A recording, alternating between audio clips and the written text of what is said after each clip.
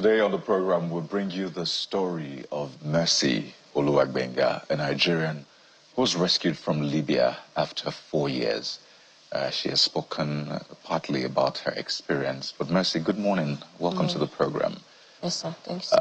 You were rescued last week. Yes, sir. From what we understand, after spending 4 years in Libya. Yes, you've spoken about what your employer did to you. Yes, sir. Tortured you, yes, drained your blood. Yes, sir. First off, how are you doing now? I'm fine, thank you. That experience must have done something to you. But first, how did you get to Libya? Why did you go to Libya? Maybe we could start from there. Okay, I got to Libya 2021 December because my mom was sick.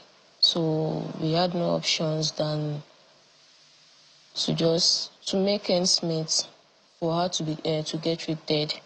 But along the line, while I was there, she died. How did you travel to Libya? What was the process? By road. By road. Yes, sir. So there was someone there.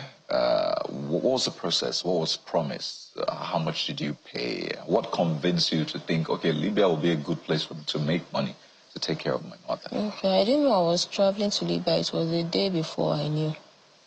Where did you think you were traveling to? I didn't know I was traveling. I was somewhere, so I saw someone talking on the phone about Libya, and then I just said, I'll follow you. That's just it. Because you were desperate at that point? Yes, sir. So did you have to pay money? How much did you pay to get there? No, when I got there, I worked for a year and 6 months. To pay back? Yes, yes.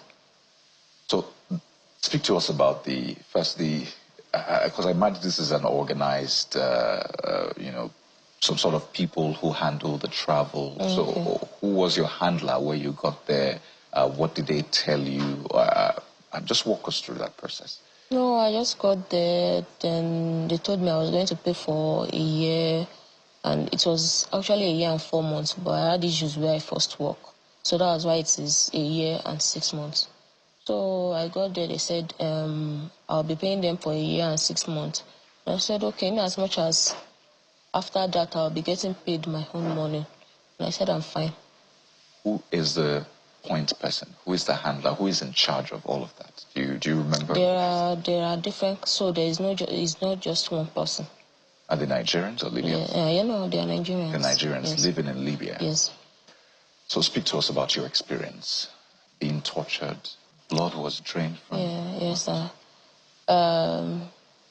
The last place I worked, at first they were okay within 3 months. And the first month, I asked them for my salary.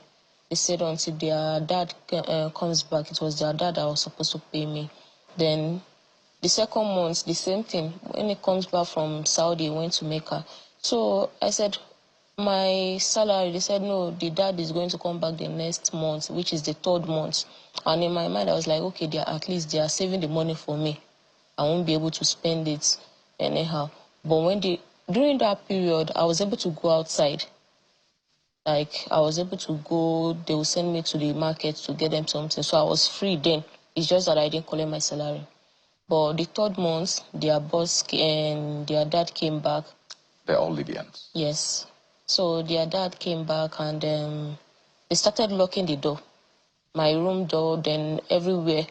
So I was like, I didn't even take me into that. So I was like, okay, since their dad is back, at least it is the 3rd month. The salary is already 3 months salary. I should get paid and send it home. So, and at first, there was an agent that took me there. He said, I called him 2 months before that. I haven't been paid. He said, that wants to leave there. I said, I cannot forfeit 2 months salary. The workload is much. I said, okay. But after that 3rd month, when the man came and I started asking for my salary, they won't reply me. They won't do anything. So they started withdrawing my blood because their mom was sick. I thought it was normal at first because if we want to go and work in an Arab house, they will ask us to do some tests every 3 months for them to be sure we are okay, we are fine. So I thought it was not until it became consistent, and I didn't even count many to it because there are some every month they will take you to the hospital. But I just noticed that it was the same nurse that was treating their mother that keeps withdrawing my blood without taking me to the hospital. So I told them that I don't want to, that if they want me to go and get a test, let me go to the hospital myself. So, but they didn't answer me. Then when I refused them from withdrawing my blood, that was when the beating started. So later I tried to call the agent. I got to know that the agent is in prison. The agent that took me there. But they started beating me if I refused and all that. So there was a day I tried to run because there was no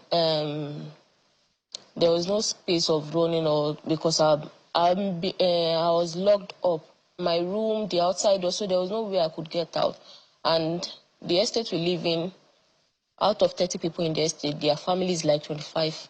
So there was no way I could, if I go outside, I would just meet one of their family. So that day I just tried to escape. They were in the parlor then. So they didn't lock the door because I was doing something in the house. So when I got out, I didn't know they were monitoring me.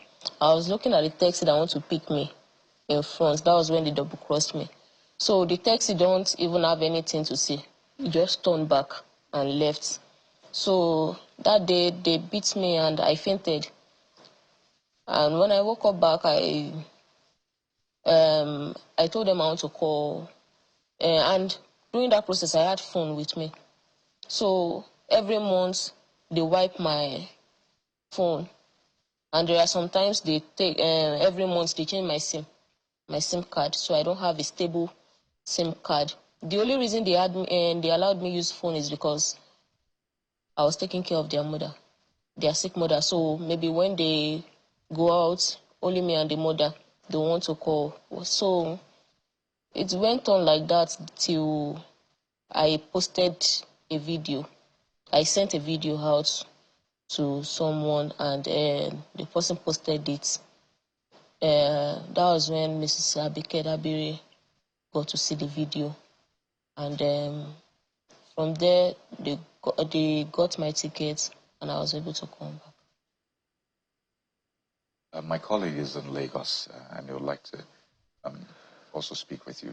Okay. Okay, it's just heartbreaking to hear your story, if you can hear me. Let me find out a few things. So when you say they beat you, what do you mean by they're using their hands? What exactly were they using? Yes, their hands, sir. Okay. So in that place where you were, do you have like a community? What I mean community now, other people like you, Nigerians who are there to do work. Do you have like any relationship outside that home you were in? Yes, before I got to the house, I have some relation. I speak to some people before I got to the house. Okay, so when these things were happening, were you able to maybe let them know, or at that time it was no longer possible for you to be able to speak to anyone? Yes, sir. As at that time, it was no longer possible. Okay, let's walk down to the point where the government had to come in. Now, when you finally put out the video, walk us through the process where government finally intervened to take you out of the place and bring you back to Nigeria. Because you say you put out a video, got to NIDCOM activated. What was that entire process like? Okay, the day Mrs. Abike Dabiri called me, I was shocked because I left the house. By that time, I already left the house already. So I already left the house already, and I was at the embassy then. Okay, you've already left the house already. Now, so before I hand over back to Kayode, my colleague, if you were to put out the message, because this is an experience for you that no one should go through, what would be your message to people that are following this route? Because I know you're going through maybe trauma. It's been a very difficult period for you, so we don't want to, get too deep into all of this. If you have a message, what will it be? No matter the situation you find yourself, do not embark on a journey, because this journey is on a journey of no return. Is either you do or die. So do not embark on any journey to any country for greener pasture. Nigeria is a good place. Just keep thriving and everything will be fine. I mean, coming from that experience, I think that those words will carry a lot of weight for Nigerians. But just before we wind down on this conversation, first, was this matter reported to the police in Libya? Did they take any action? There is no government in Libya. The people in Libya are the one directing their government. So anything they do, they just do it for... Even the police are part of it. So they just do it for themselves, and there is no government to hold them accountable. Well, they have some sort of law enforcement anyway, so you expect that there's an authority to be able to speak to. Did you try that at all? They don't care about us. Like, even if they are the one at fault, we'll be the ones to blame. Ever since you've come back now, what is your plan as we wind down? What do you want to do now? I just want to start my life afresh and go back to school because I dropped out before I left. Secondary or university? No, uni. What do you want to study? Computer science. I dropped out in 300 level in Uni before. Uni. Yeah. I mean, your story is one of resilience, and I know that sir. Great things will happen after this. Yes, Mercy, we're grateful for the mercy you experience, and we hope that things get better from here. Sir. We've been speaking with Mercy Oluwagbenga, a Nigerian rescued from Libya. Thank you so much. Thank you, sir. For your time. Yes, sir.